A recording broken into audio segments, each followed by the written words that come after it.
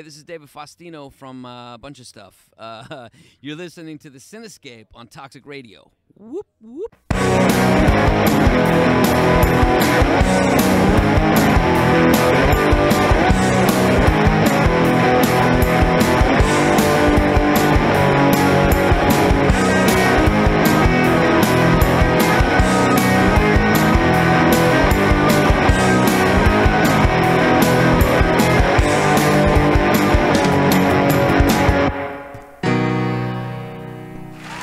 Oh, thank you, ladies and gentlemen. Welcome to the Cinescape Podcast. We're changing the landscape of movie and TV news and reviews. You are so kind, so kind. Thank you all, thank you all. I have, of course, am Sean Harrigan, joined as always by Bill Roddy Tazzy. So great to see you.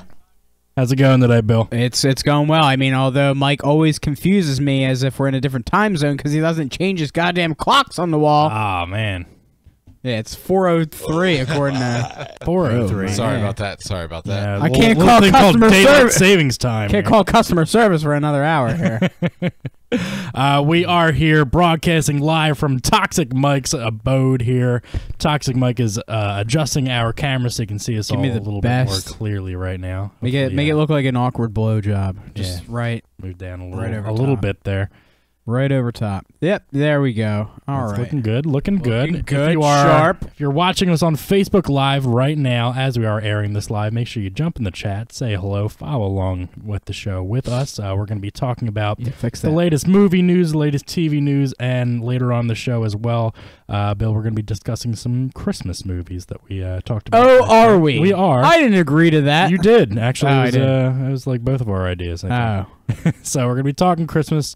We're getting into the Christmas season. We're 10 days away from Christmas here, Bill. Are you ready? I'm going to be ready after I finish shopping for my wife tomorrow. Did you get her some lingerie? No.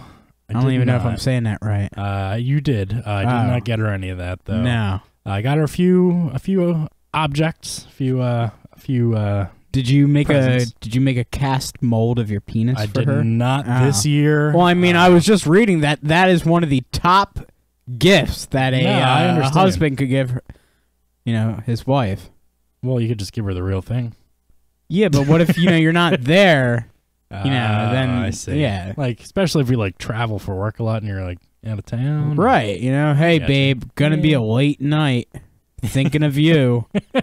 Couple emojis in there, and then a nice polyurethane shaft of good old Sean H. Welcome George Albert into the room. Hey, Georgie boy, watching along with us for a little bit. Thank you, George, for joining us. Should we just jump right into it? Feet first, maybe even head first, depending on your... Yeah, I'm going to go toes first. Toes first? You're going to dabble? Dip it in a little bit. Dip? Yeah, we're going to do that. Yeah. So today's show is brought to you by Alternate Dimension Toys, who is having their 21st trade night tonight, I believe it is. Make sure you stop into their Newtown, PA location for all the toys, collectibles, Funko Pop figures in the area, and check out their trade night right across the street at the Temperance House tonight. Bring your pops, trade your pops, have a good time, network, connect. And, what if somebody actually tried to just trade their grandpop? I don't mean I'll trade you this. I'll give you this 80-year-old senile man for your Ghost Rider figure. Yeah, he's really good. No. All right. Well, all right. Maybe I can sweeten the deal with Grandma too.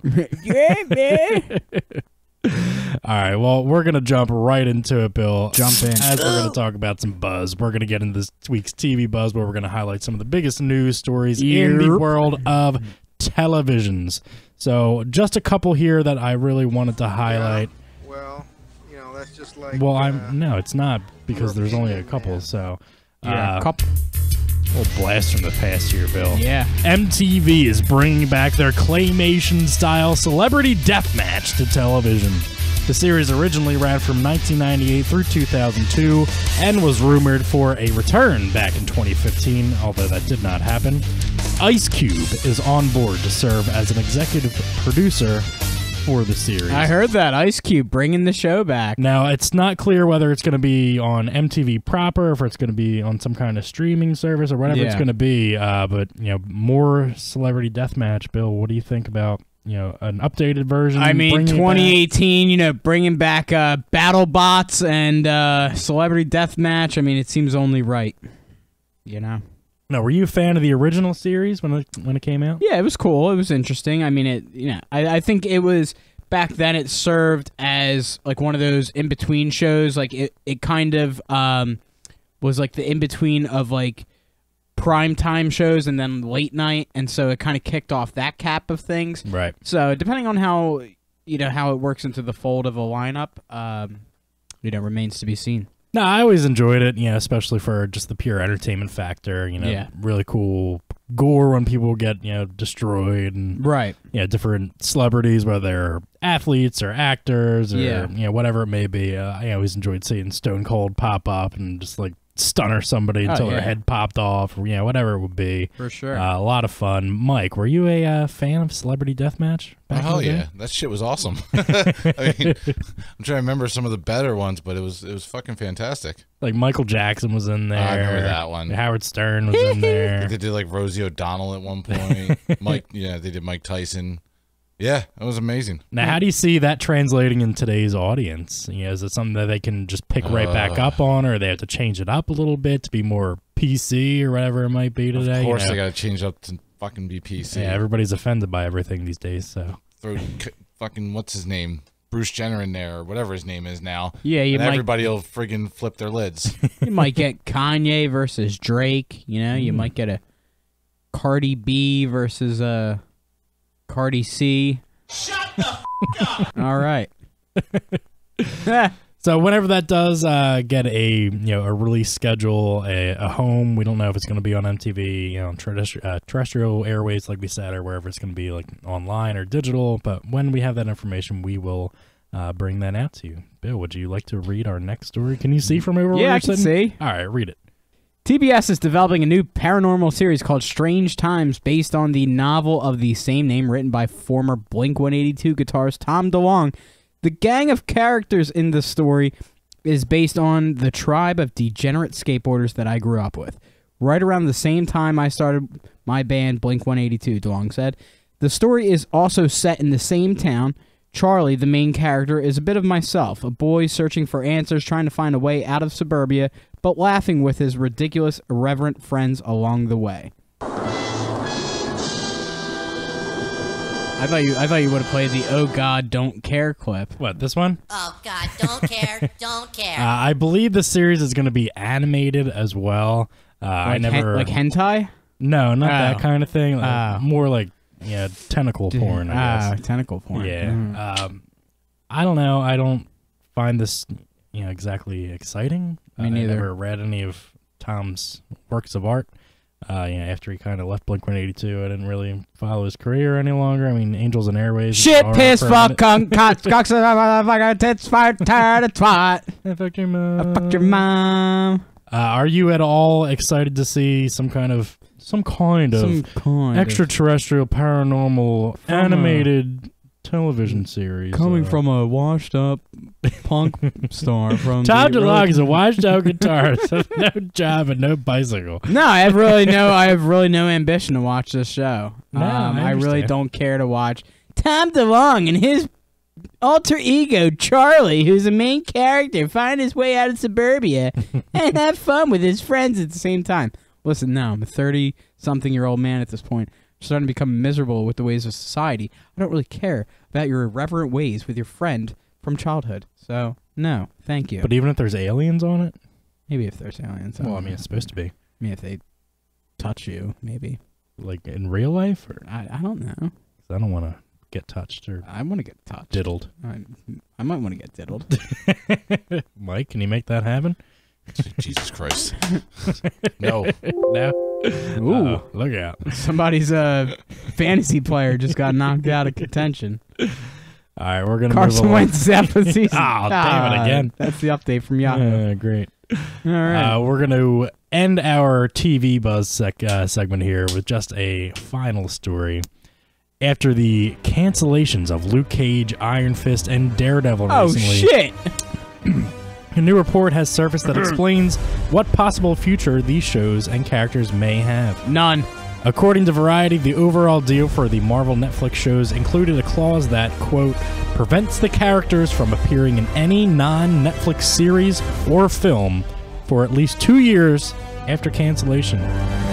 Also announces that Season 2 of The Punisher was going to be released sometime in January. So, Listen. Bill, let's start off with these canceled shows first. You think you all had a future, but you don't. It's done. It's over. It's gone. Let's see you try and resurface in 2 years. Not gonna happen because you won't be relevant. Kind of like me in 2020. Right. We talked about this a little bit last show. So, these 3 shows got the axe. We were speculating, well, maybe Disney Plus is just going to pick them up and move them over to there when they launch that service. From all accounts, they're not allowed to touch anything for at least 2 years, and it's from different reports that you can find online, they might not even have the rights to use the current characters and stories in any incarnation. If they're going to do another Daredevil series or movie, they're going to have to find a new actor. They're going to have to find new plot points and storylines, so they can't just pick it up, move it over to a new service, and continue it. What is that going to do for fans of the shows that are currently on Netflix and running, and how's Marvel going to bring those back into something new to get new fans involved in that series that might have been pissed off about the cancellations of these shows? Listen, the fact that these characters even had success to begin with is success in itself. So the fact that, these characters can't be touched for 2 years, yeah, it's a shame, as far as, the actors playing them, because now they don't have a steady gig anymore. But, I mean, they could always just change the name of the characters, right? Like, you could have, like, Duke Mage and Dairy Devil and Vagina Fist. Vagina Fist. Yeah, I'll leave something for the imagination, of course. But, I mean, once again, I don't think it would have had too much impact, really, in the brand sense itself. More so on the actual actor. So, whatever. I don't really. I think really it's kind of really shitty because there's conflicting reports that Marvel was the one behind the cancellation, Netflix was the one. Whatever the case may be, you started building this whole rounded out universe where everybody, for the most part, really, really enjoyed the seasons of Daredevil. Luke Cage and Iron Fist were kind of hit or miss with their seasons. Jessica Jones is all right as well. Defenders really fell flat on its face, and then The Punisher really kicked ass that first season, and that's going to be coming next month. So, we were all kind of blindsided when, first Iron Fist got canceled and Luke Cage got canceled. And you're like, oh, well, maybe you can rationalize it because, they just weren't performing well or people really didn't take to them. But, Daredevil's really great and everybody loves that one. Well, that one got canceled too. So, at that point, you kind of figured, all right, well, maybe there's something else going on behind the scenes where, like we said, maybe it's going to go to Disney Plus or maybe they're going to put it on Hulu or whatever the case is. But now that we're getting more of these details, for all intents and purposes, I mean, these shows as they currently stand with the characters, they're done.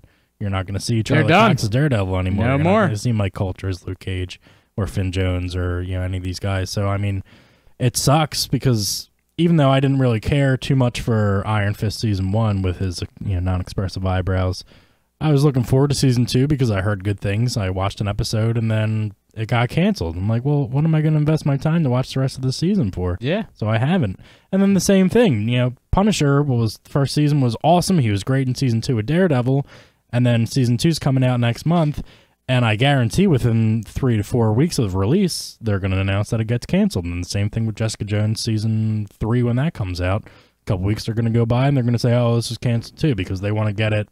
If they can't use these characters for 2 years, they want to start that clock immediately so they can put them in another series or a movie or whatever they're going to do with it. Yeah. So, I mean, it's saying, yeah, we're going to release this, but it really doesn't matter, so don't really waste your time watching it.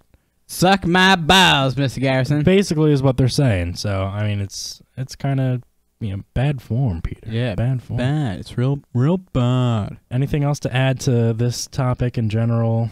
No, we'll wait and see after 2 years if they're going to make another series, if they're going to make a movie, put them in the MCU somewhere. We just don't really know at this point. Don't really know. Who are these people? Who are these people? Well, with the end of our TV Buzz segment, Bill, we are going to flip our script, and we're going to change the focus to the film world. As I'm going to have you read this first Alrighty then. topic here, Bill. Marvel is reportedly fast-tracking a movie based on Kung Fu master Shang-Chi, marking the first Asian-led superhero film. Asian-American screenwriter David Callahan has been tapped to pen the script. No word has been released, God bless you, on the any further details. So, I don't know if you recognize the song playing in the background. This is this Double Dragon? That's Mortal Kombat. That is Mortal Kombat? The original Mortal Kombat for Sega Genesis. Huh. The main title theme. Yeah, I figured Shang-Chi, karate guy, Kung Fu. What, you thought some Asian guy should have got some kind of Asian theme music for his Asian theme movie? Yeah, that's real appropriate, Snowflake. That's exactly what I thought. Yeah, well, that Exactly actually what I does thought. match up very well. I thought so. Despite the stereotypes in today's society, it's not a bad thing to forget. What makes up a person's composition, based on their culture and where they're from and things like that. God damn it. Exactly. Bill, Shang-Chi. Yeah, not Shang Tsung. No Shang Tsung. Shang-Chi. Yeah. Do you know anything about him? Are you Not at excited to all. see an Asian-led Could be. superhero movie? No, Mike's shaking his head. Not because he doesn't want to see an Asian-led Mike's like, superhero unless movie. General Cho's chicken's coming to my fucking M1 apartment, I don't really give a fuck. Shang-Chung, General So. All these guys are coming together for a big Crab Rangoon was going to be there. Lopan. I've never once a day in my life heard of this guy, so I have no idea, no opinion. Lo mein. I mean, the only reason that I've ever heard of this character is I have like a mobile Marvel game on my phone and he's on it. Nerd. Other than that, I know nothing about him. It sounds like he's kind of like an Iron Fist type character. where, Yeah. he's in the martial arts, the Kung Fu. Kung Fu, can't Ching- understand ching- you. chang. Get back I don't to know. your country. Wow. Wow. Gonna get in trouble for this shit. Jesus It's Christ. going to be... Better start tweeting out Better some just apologies. label this show xenophobe or something like that. Those Look at apologies. this. I do find it interesting, however, that after we have Avengers 4 next April, Yeah. we know that we're getting Spider-Man Far From Home, Guardians 3, Doctor Strange 2, Black Panther 2, but now they're going to be fast-tracking this movie, so it sounds like it's going to be in phase, what are we going to be, in 4 now? To where they currently, or previously had no plans for the character. Is it kind of a knee-jerk move where they want to be the first to get out ahead of a trend? We had the first African-American superhero movie. We had the first female-led superhero movie. Now, is that going to be the next thing? The first Asian-led, the first Latino-led, different nationalities and races and cultures. Like, is that going to be the race to be the first to do that kind of a thing? Do you see that happening? It could very well could be. I mean, they've gotten a lot of flack for their diversity. And There's too many white people in these movies. Too many whiteys in these movies, and they need some diversity and inclusion. An old wooden ship. Wooden ship. Pat Mahoney's in the chat room. Just dropped a trash can emoji during that segment there. That's So one of his favorites, the trash can. trademark Mahoney move is the trash can emoji to show that something is beneath him and is also trash. Yeah, he doesn't like much of anything, so you see those quite frequently in our group Yeah, well, chat. that's what you get with a 30-something-year-old Republican. Love you, Pat. All right, Pat, we'll see you later at the Christmas party. Yeah, you better have a good fucking gift tonight, Pat. I'm surprised he's actually... Is he going to show up? That's the real I don't question. know if he's going to show up. I Pat's mean, been, he flaking dropped... out lately. So in the chat room, he dropped another Taziism. Okay. He called me Tinsel Tazi, which Ooh. is according to recent. Christmassy? according to recent photos that surfaced from last night, he was at that tinsel bar. I saw that in Philadelphia. Yeah, he left Ben Salem. He left the 19020 area. Yeah, I know. Good for him leaving Ben Salem. Getting out, stretching his feet. Who knows? I saw that there was. He didn't have furniture delivered last night. No furniture delivered on his behalf. Ashley's Furniture not sponsoring the show. However, we just finished paying that off. Yeah. Ashley's Furniture sucks, man. Look, we enjoy our bed. Yeah, well, I almost bought a $5,000 bed from them before. I think we did. And then it's adjustable, fucking everything. He's got a remote. I bought the Cloud. You ever heard of the Cloud? I think we tried the Cloud. It's a great bed. What do we have? And then I realized I was purchasing a $5,000 bed. See, you spend 1/3 of your life in bed, though. I know, and that's how the salespeople get you. Is they're like, listen, how much you're time? You're going to be spending 33.3% of your life in bed. You they're might like, as well pay. Think about how much you spend on a vehicle that you spend what? I feel like Macho Man has become the furniture salesman. Yeah, you spend a lot of time in bed. Your vertebrae needs. Listen up, brother, because when elbows are raining down from the top turnbuckle, you need a place to rest your broken neck. Or if you're our producer Mike over here, who's going balls to ass with, Deptford's finest. You need a soft, luxurious mattress to take you home. All right, let's just move on from that because some people are gonna have questions later. Yeah, we'll let you know. We're gonna move on. DC and Warner Brothers are back at it again with the announcements of all sorts of weird films, Bill, as a Plastic Man film is currently in development.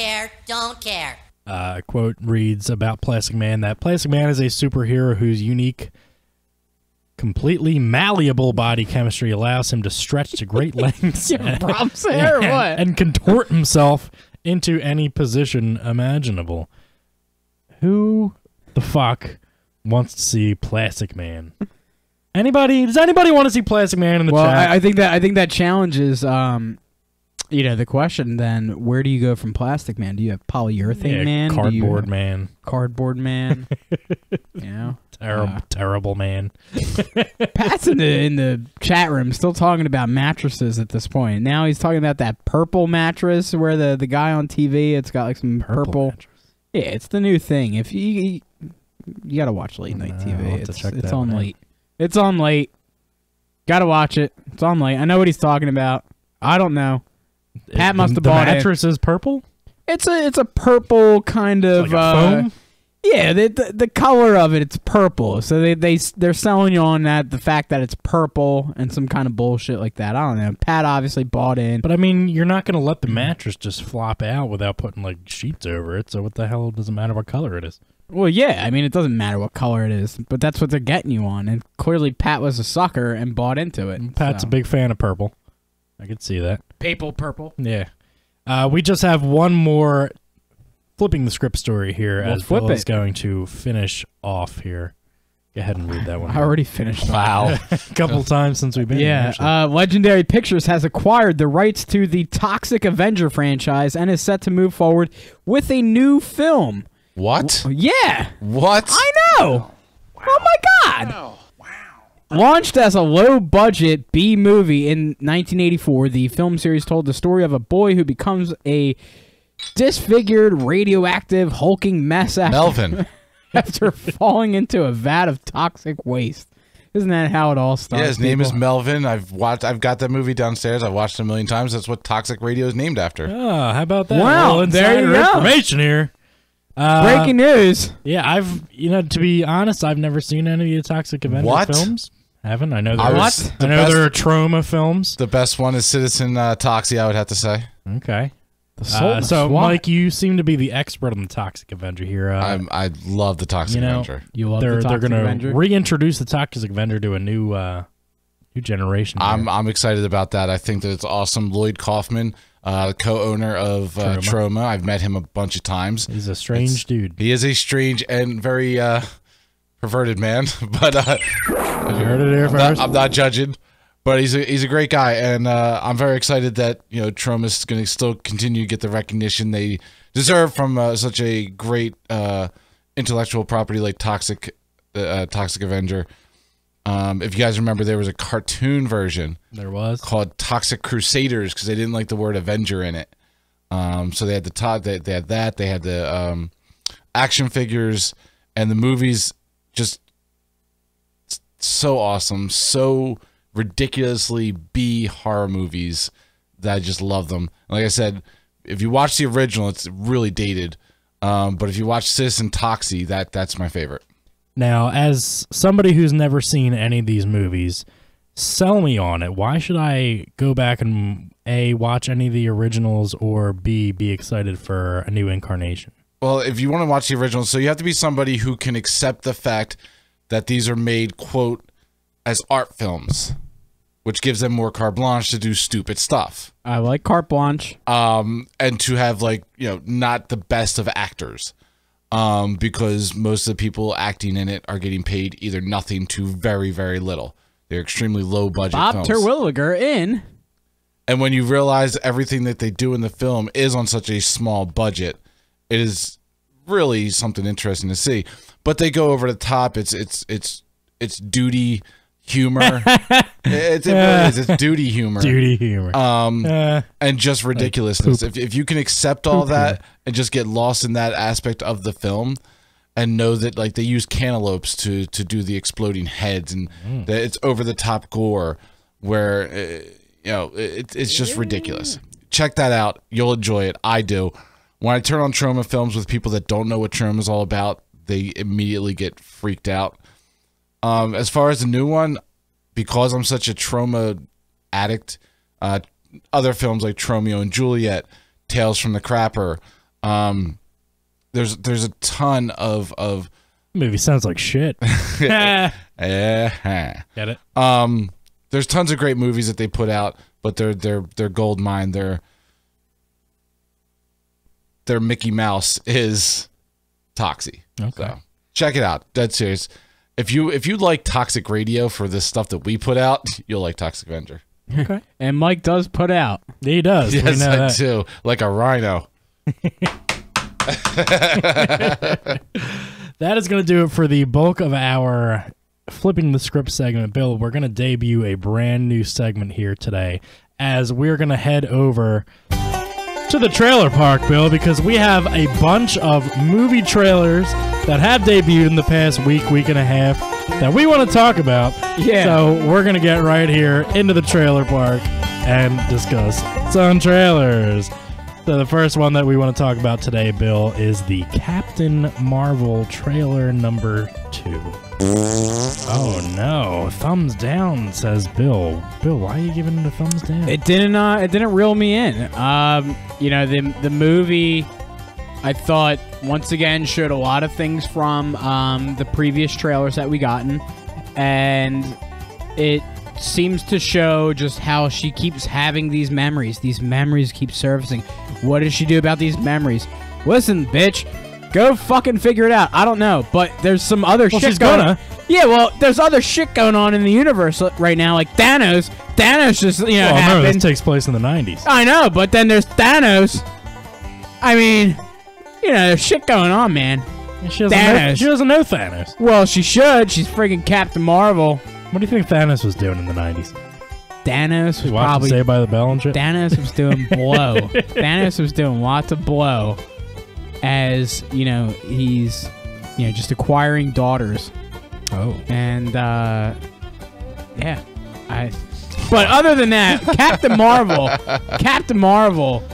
was just garbage, man. Because you know what? Like, you don't even know that Jude Law is like in the movie. You got like a glimpse of him in the trailer. You're like, I want more Jude Law. You know what I mean? I want more of that movie. Holiday or whatever he's in, Christmas. Last Holiday. You're like, I want Jude Law last holiday in this Captain Marvel like trailer. wife swap in that movie. I don't know what they do. Cameron Diaz comes over to England, like bangs Jude Law, and whatever. Kate Winslet goes American, bangs Jack Black. Yeah, Merry Christmas. You know what I mean?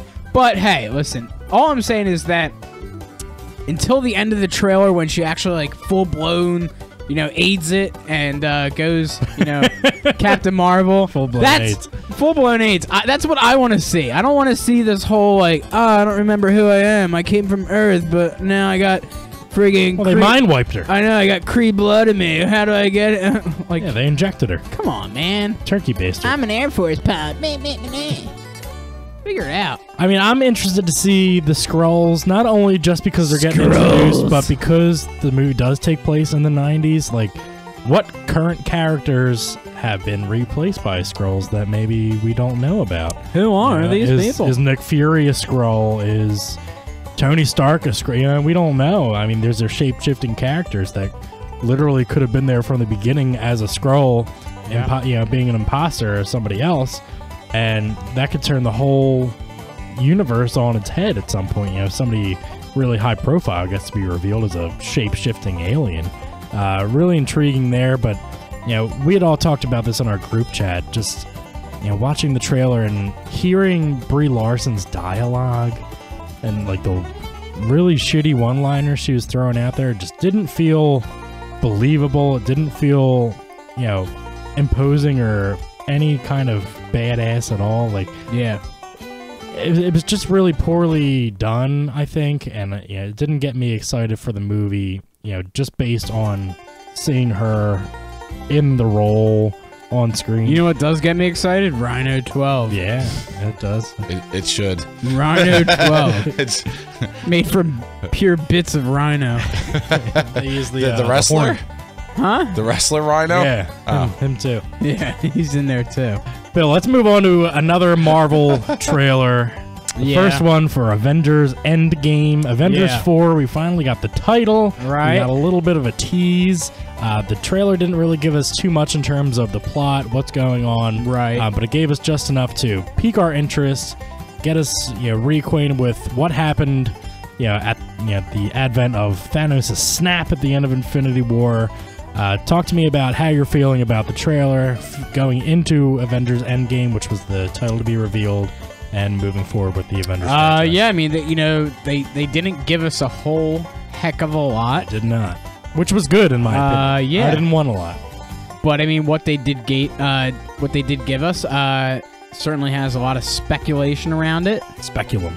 Ant-Man seems to be a big missing piece to the whole equation, since obviously we know that, according to the movie, well, hello there. According to the to the last movie, Infinity War, Ant-Man is missing. However, we see him show up in the trailer. At what point in time?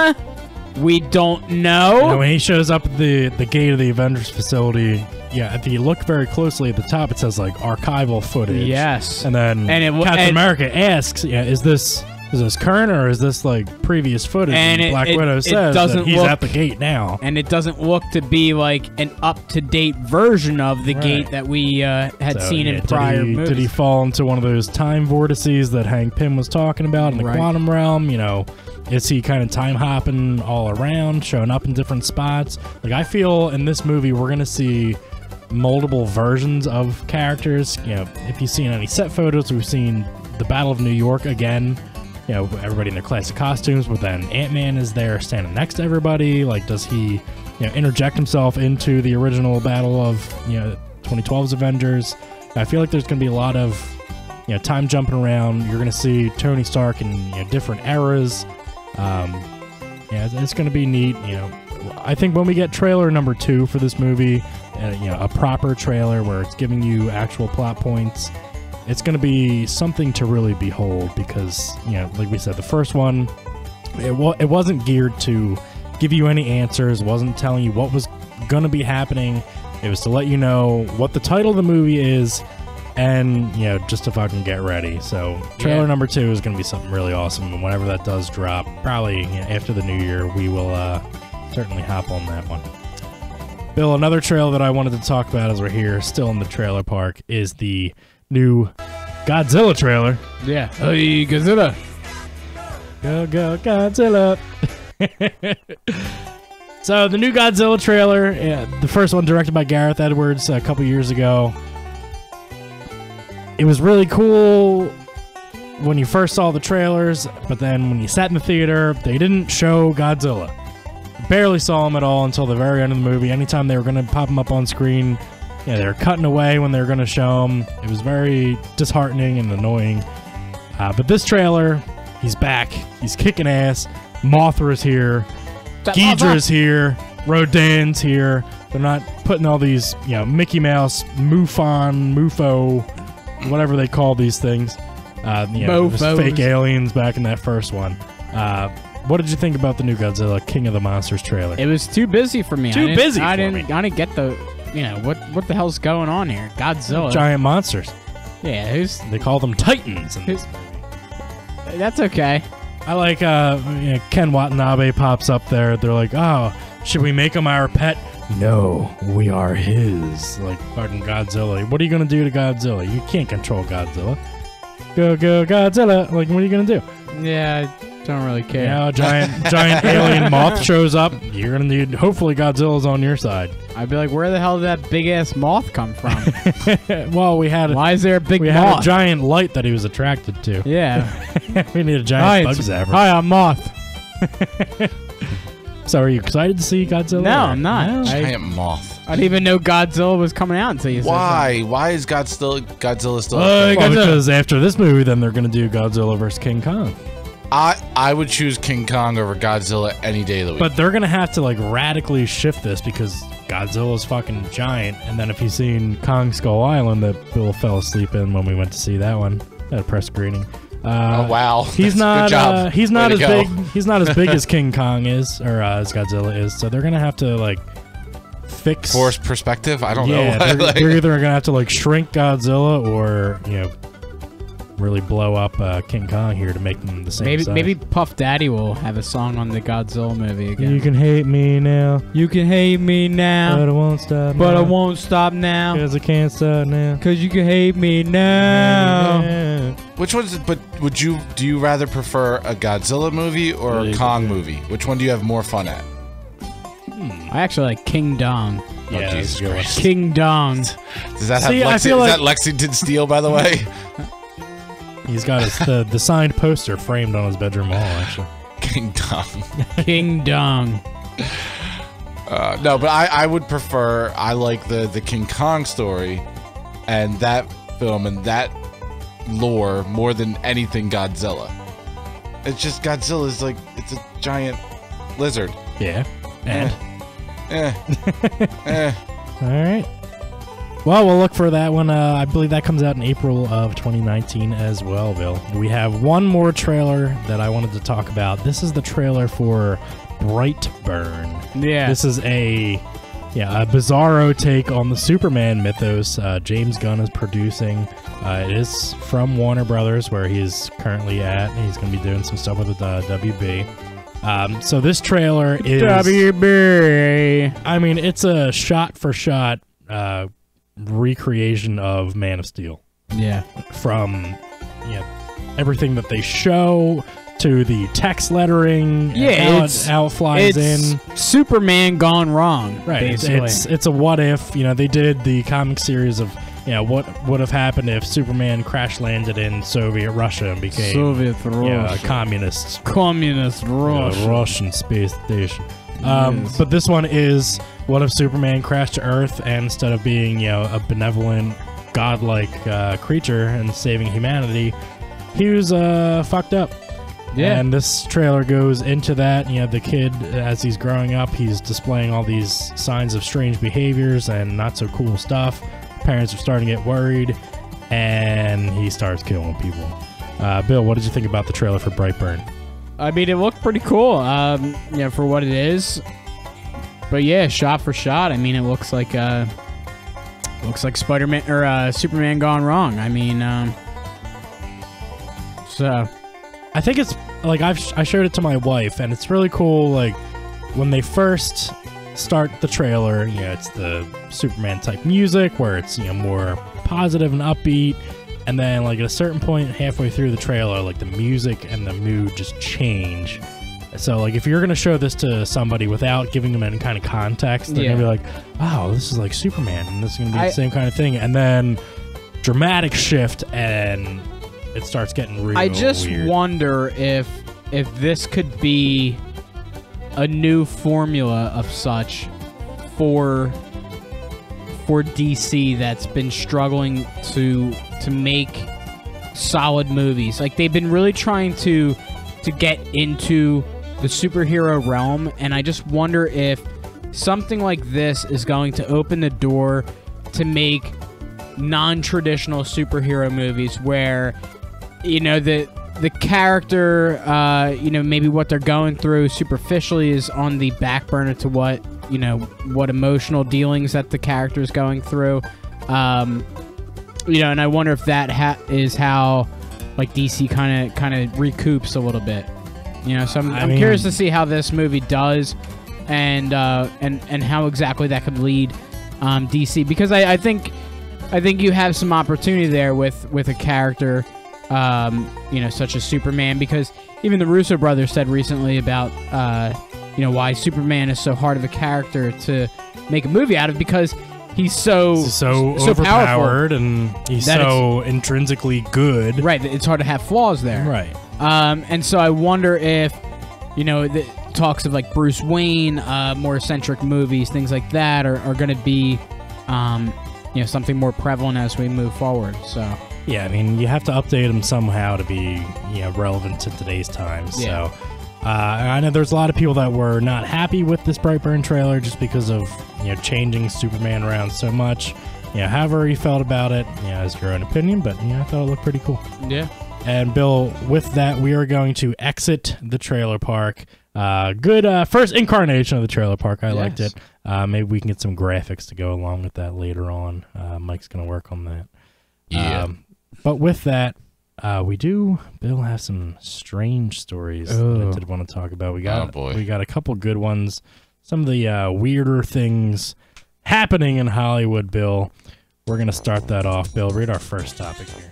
2 days after the announcement that Kevin Hart would serve as the host for the next Academy Award ceremony, the actor-comedian has stepped down from the role. Hart's 9-year-old homophobic tweets were again called into question, prompting the Academy to require an apology from Hart, to which he denied and stepped away from hosting duties.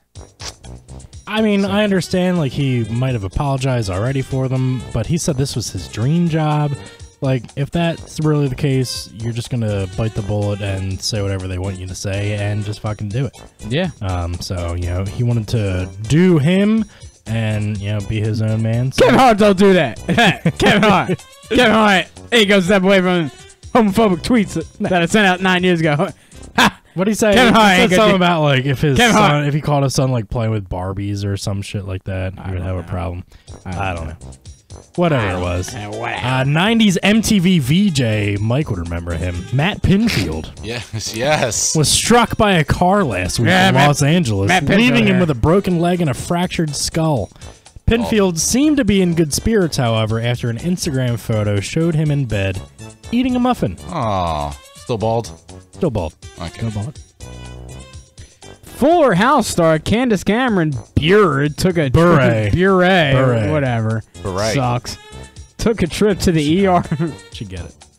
She get it? Yeah, she get it. Gets it. She would get it. You hear that? She probably does get it. Crystal, you hear that? He's getting it. Oh, get it. So let me just continue with this article. Read this. Candace Cameron Bure took a trip to the ER last week after a go-kart accident with her brother Kirk. In an Instagram video, Bure explained that Kirk ran her over and was awaiting an x-ray to see if the hand was broken. The results showed only bad bruising. Well, quick healing there, Candace. Life is hard out in the streets, Mike, as you may know. I come from the streets. Sesame Street is no exception. One of the Muppets from the show, Lily, was recently revealed to be the first homeless Muppet on the block after telling Elmo that her family hasn't had a place to live in a while. Wait, what? Wait. I'm stopping you right there. What? She's the first what? Homeless Muppet. What about Oscar the Grouch? See, Pat brought this up on the post the other day.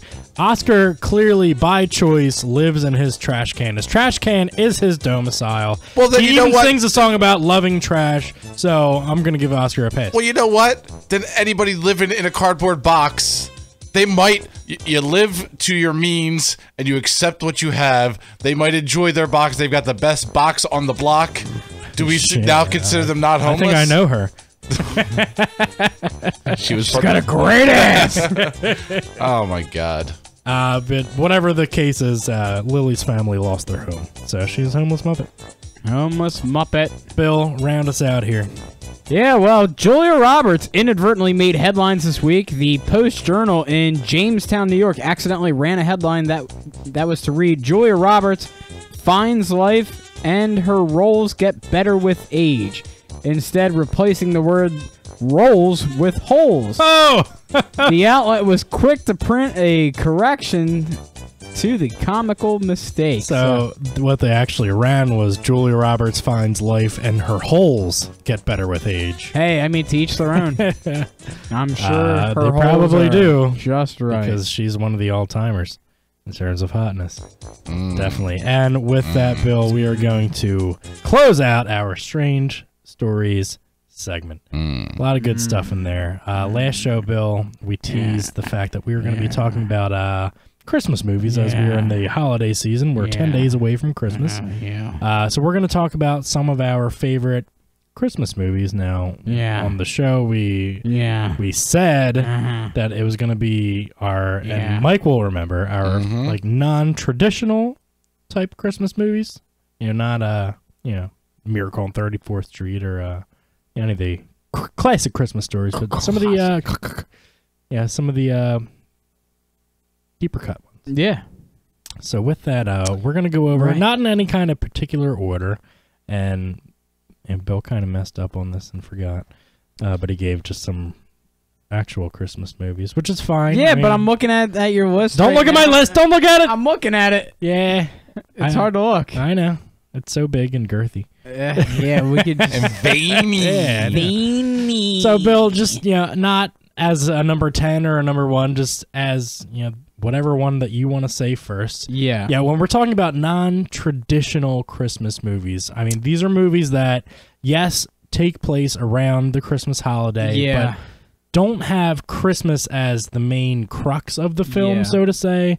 Like, this movie isn't about Santa Claus getting presents to all the kids of the world. This isn't about, finding your way back home for the holidays to be with your family. These are movies that happen at Christmas time. That have Christmas themes, but aren't necessarily about Christmas. Yeah. So with that, give me one off the top of your list. Well, I one that I struggled with to say which one seemed more Christmassy was the Die Hard franchise, because there's been a lot of debate on this past year. Bruce Willis isn't it a Christmas Bruce movie? Willis said that it is not a Christmas film. Right. And I wonder, I felt like Die Hard 2 was more of a Christmas film than the first one. I don't know, maybe it just had more to do with Christmas time a little bit. He was trying to get on a flight to go see his family for Christmas. Absolutely. And couldn't find a flight and getting entangled in the the schemes that were going on at the time. Another Gruber brother. Mick Gruber. That'd be the ultimate crossover. That would be. Die Hard meets MacGruber. It would be. All right, so you have... So I guess we'll say for that one, you're going to have Die Hard 2 on that list. I also had Die Hard 2 on my list for the same reasons. Yeah, I mean, it ends more Christmassy, I feel like. Yeah. I feel like it has to do more with Christmas in that sense. Whereas the first one, he's just showing up to a Christmas party. Which Gruber brother is the better villain? I mean, come on, Hans, man. All right, Hans Gruber. Just asking. I mean, the name's Bill. Bill Clay. Simon. We get Simon here. Simon. All right, so since Bill and I both had Die Hard 2 on our list, I'm not going to go into why I put that on there. But Bill, give me another one on your list.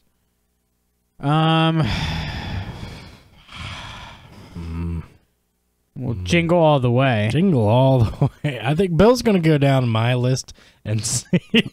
I have these on my list, too. Wait, show me your list in paper, Bill. I'll show you my list. Yeah, where right you here. got I'll it? Come pull on. it right up. Yeah, pull it out for me. Con!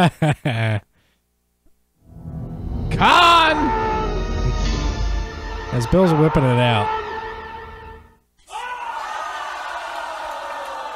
He's looking. Here, I got it right here. He's got it. It's loading here. There. All right, he's got his list. Bill, yeah, whatever. You said Jingle All the Way. Look at it. It's on the top of the okay, list. all right. Go ahead. Tell me about Jingle All the Way. Well, tell me about Jingle All the Way, because I also have this on my list. This is probably more the most Christmassy of the non-traditional Christmas movies. However, the plot is centric around Christmas and finding a particular toy for his son Jamie. Turbo Man. The Turbo Man. Nobody likes It's been Booster. on TV a lot lately on AMC. Yeah, nobody likes Booster. Yeah, this movie's classic. I feel like, it's Arnold versus Sinbad. Great.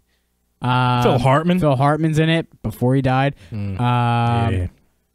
You know, he didn't appear. He didn't die and then pop into the movie. No CGI. No. Yeah, it's a solid movie. I also have Jingle All the Way Jingle on my list. So you don't take another one of mine. I'm just going to throw another one out there. Okay. I'm going to go Santa with Muscles. I've referenced this movie plenty of times on past shows and trivia competitions. This movie revolves around Hulk Hogan as a rich scumbag who somehow gets amnesia from like a paintball accident and somehow thinks he's Santa Claus and is tasked with like saving an orphanage. A very, very young Mila Kunis is in this movie as one of the orphans. Classic Hulk Hogan style. Ridiculousness. Yeah, you can't go wrong with Santa with Muscles. And Bill's playing with the screw on this table here. Don't play with the screws. Yeah, stop screwing the table. What is wrong with you? Bill, give me another Christmas movie on your list. So I also have, let's see. I have The Night Before. Have you ever seen this movie? I have not, but what? Like Seth Rogen in that Seth one? Rogen, Joseph Gordon-Levitt, JGL? Anthony Mackie. Mackie! Right. This movie revolves around hijinks and things like I that. love hijinks. That happen on the eve of Christmas. And Durka. it's funny. I think it's a very enjoyable movie. It's loads of laughs, and I recommend anyone seeing it. Oh, good for you. Yes, good for me. That's excellent. It was on my list of movies that I did want to see. What's that, a year or two old now? I just didn't see it for whatever reason. I have Die Hard on the list, the original Die Hard, for reasons. Yeah. We've talked that to death at this point, so I'm just letting you know that it's on my list. And, I don't need to talk about it any further, but it's on there. What else you got? Sounds good. I got Scrooged. Ooh, Scrooged. With tell me Bill about Murray. Scrooged. With Scrooge McDuck. Yeah, so, Scrooged is about Bill Murray playing a character who's, typically is a dick to people and stuff like that, and is taught some lessons through, ghosts of Christmas past and things like that, and turns his ways around. Solid movie. Excellent. You can't go wrong with Bill Murray in any kind of capacity. Bill, I'm going to throw it back. Another movie with Santa in the title here. I'm going to go a horror-themed Christmas movie with Santa's Sleigh. Oh, great movie. Starring former professional wrestler Bill Goldberg here. He's a demonic kind of Santa. The opening scene is like Fran Drescher and James Caan, Cloris Leachman. Like they're all at a Christmas dinner. Right, it's like a family dinner. He pops down the chimney and just fucking starts slicing them up. Yeah. Yeah, and he goes through and he's just laying havoc to the small town. Do you remember who plays the like radio DJ? I forget who it was, but they're like broadcasting throughout the movie. It's pretty funny. I do not. Lower budget kind of, Christmas satire horror movie. Really cool. Not something that you'd really think of if you're going to sit down and watch a family Christmas movie. But there's different strokes for different folks out there, Bill. Yes. Talk to me about what's on your list next. Batman Returns. Batman Returns, which is also on my list as well. Why is Batman Returns on this list? Well, it is Batman Yeah. at Christmas time. Batman at Christmas time. Okay. And I mean, there's really nothing more to it. And, Oswald Cobblepot. Oswald Cobblepot. Some of the scenes. Max Shrek. Some of the scenes take place particularly right at Christmas. One of the scenes is Christmas tree lighting. And yeah, it's Gotham at Christmas. Right. What's better than Gotham at Christmas? Probably anything else at Christmas. Hello, welcome to Gotham. I have another title with Santa in it. I'm going to go Bad Santa. Not Bad Santa 2, Mike. The original one, which is way better than the sequel. Yeah. Yeah, it is. Billy Bob Thornton playing a mall Santa Claus with a little buddy Tony Cox there as his elf. Really great. He's a scumbag, swindler, just bank robber, whatever it is, popping safes and shit. Just great. Like, I think my favorite scene of that whole movie is when he's eating lunch in the food court, off hours, and a mom brings her little kid over. Oh, Santa's over there. Maybe we can go meet him. And he hears, what's going on. He's like, he's preparing himself. And I can totally relate as a former teacher. Like, you don't want to be bothered by, when you don't have to be on, just leave me alone. And he's sitting there and he hears the mom, oh, let's go over and see Santa. He's like, fucking great. Here we go. I'm on my fucking lunch break. Just screams at them and she walks away. It's great. Bad Santa, the original one, way better than the sequel. Definitely making its way onto this list, Bill. Yeah. What else you got? That's pretty much it. That's pretty much it for you? Yeah, I got just about everything that we've gone over. I have a couple more that I wanted to throw out there. I have Gremlins. Okay. The original Gremlins. Gremlins, yeah. It's been on TV a lot recently as well. Get some Mogwai for Christmas. Mm-hmm. Little True. Gizmo. I actually named a kitten after Gizmo years ago. Ah. Yeah. What happened to it? Lunch. No. I had him in a Chinese buffet somewhere. Now, I also have another horror movie. I have Krampus. You ever see Krampus? No? The demonic. Yeah. That every goth and metalhead loves the Krampus idea. Krampus. Yeah. It was great. Schlocky horror. It was cool. And then finally a little Tim Burton film called Edward Scissorhands. Edward Scissorhands. Also takes place at Christmas time. Yeah. Johnny Depp. Yeah, he's got the scissors for hands. I heard about He doesn't have regular hands. And he just becomes a barber. He's got like giant scissors. End of movie. Then he becomes Sweeney Todd, Demon Barber of Dan Street, whatever it is. Interesting. So these are all movies, like we said, that take place during Christmas time, around Christmas time, but not necessarily have to do with Christmas. So if you are in the chat or if you're watching this on YouTube later, definitely let us know your favorite non-traditional or even traditional Christmas movies. Did you say Deadpool? I did not put Deadpool in there. Deadpool is during Christmas. Deadpool is during Christmas. There's no disputing that. So that movie could go on this list. If there you Mike, go. If I Mike put it on the list. It's my one movie for the list. My one movie for the list.